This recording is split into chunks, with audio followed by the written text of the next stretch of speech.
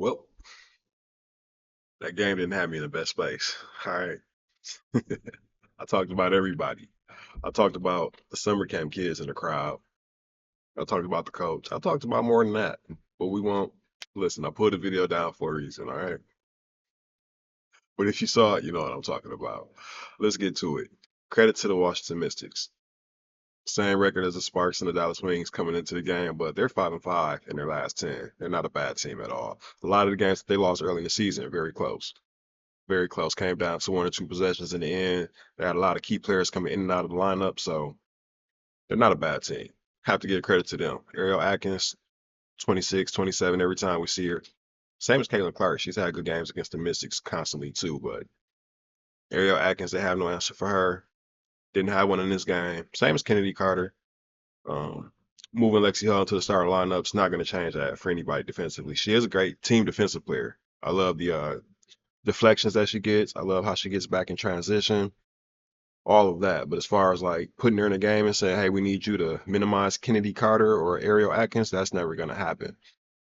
So I wasn't sure why the lineup changed as far as moving Alyssa Smith out the lineup. Now, if you want to swap her for Kayla Lou, we can talk about that. But I wasn't sure why there was a lineup change at all after such a good game that they had, even though Lexi Hull did do really well in the fourth quarter in that game. Sometimes you leave players where they are. Everybody was starting to find a groove. But after seeing Chrissy Side's post game comments, in which she said it was just a coach's decision, but also said we're going to leave it at that. And then giving up 10 offensive rebounds. So we just, got to get back and figure it out. You went away from it to start the second half, and I'm curious what you thought of the starting lineup change and how it impacted the whole game. Yeah, I don't think it impacted the whole game. That was a coach's decision, and I'm just going to leave it at that. Okay, there goes my next question. I was going to ask you what the thinking was behind making that change. You're not going to answer. That was just a coach's decision, and that's where we're going to leave it. All right.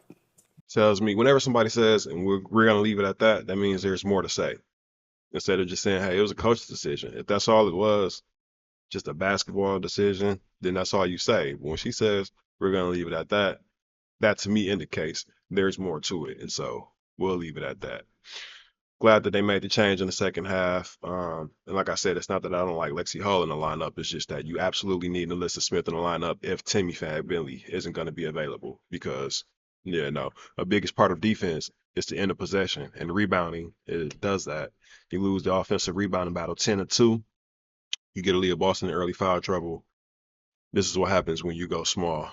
When you really had an advantage with Alyssa Smith in the game. She had a speed and a size advantage that she could have utilized. She didn't really play well as far as plus minus. She didn't really rebound great in the game because everybody was out of their role. I feel like that played a big part in it.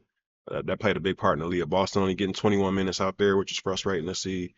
That played a big part in Alyssa Smith not being as productive as you would like. I feel like Lexi Hull can do what Lexi Hull does wherever she plays. As long as you're getting her that same 20 to 25 minutes, cool.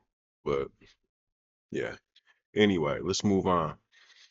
Um, Caitlin Clark, historic game. You've already heard all the stats. Nobody's done that before. 29, 13, 5, 5, 3. Nobody's done that before. So salute to her. If you guys want to talk about the rookie of the year race, in my mind, she's always had the lead. She still has the lead. Nothing to discuss there. We saw that fraudulent double-double. Tina Charles, complicit. You guys were up 7 points. Chicago Sky, you rushing to score at the end. Respect the game. Respect the game. That'll come back to get you. Trust me. No reason not to just dribble the clock out. No reason to be going really hard, with your hand up in the post calling for the ball. You guys already forced Federer on the play before that. Didn't really run any clock out, but whatever. Play the way you play. I didn't respect that. If you guys respect that, let me know in the comments. Oh yeah, I never really asked people to subscribe. I've noticed that I got like 40% more views, but 30% less subscribers. So if you want to take the time out to just go ahead and subscribe, if you feel so inclined, I guess I have to ask that every video. I was told I'll start doing that more. I prefer not to. Um, what else do we have? Still in a bit of a funk if you can't tell. it wasn't just that, and it wasn't just the injury. It was a lot of stuff, man. We had injuries going on. Team USA, I'm not impressed by. I think France is gonna take them out. I'll talk about that on a different channel. Indiana Fever, listen, you guys have to beat the Mercury. I didn't want to lose this game. Like I said, no disrespect to the Mystics. It's just that you have now the Mercury and the Lynx coming up. Even without Nafisha Collier, they're still putting together wins. So potentially a 3-game losing streak if you guys don't go ahead and handle business now. It's not going to be easy to beat the Mercury a second time, even though you did beat them on their home floor. And the Lynx is never going to be easy to beat them. And so that's really why I wanted this win badly. So at least they can go into these 2 games with that in the tuck. But that's not how it played out. And we don't always get what we want. So now we have to strap up. Go ahead. I believe they can definitely beat Diana Taurasi and Brittany Griner and company again. Cloud, Copper, everybody. I believe they can handle that game, but they're going to have to come out and do it. So we'll see. It is a later game. Thankfully, I'm back talking about me again. I apologize, guys. I'm so frustrated. All right, moving on. Let me know if the chat if you were equally as frustrated. Larry, I know you were, but everybody else, let me know how you guys felt watching that game. And did you think that the crowd was really quiet too? I don't know. I've heard that it sounds different in person. Maybe they had it mic'd up differently because of the early start time or something like that. But I didn't feel the energy through the screen that I normally feel. Oh yeah, I gave props to Ariel Atkins, but Aaliyah Edwards as well. 12, 6, and 4 in just limited minutes. I believe like 20, 21 minutes. Huge production from her. I'm not sure why she's still not starting again ever since she came back from her little injury, but they need to get her back going. And also Erica Wheeler. All right, that's all I'm gonna say. Erica Wheeler. So I'm gonna end this here. That's as positive as I can get for you guys on this game. All right. I took this one to heart. Um, catch you on the next one. Peace. Oh man. I can't wait till the All-Star game.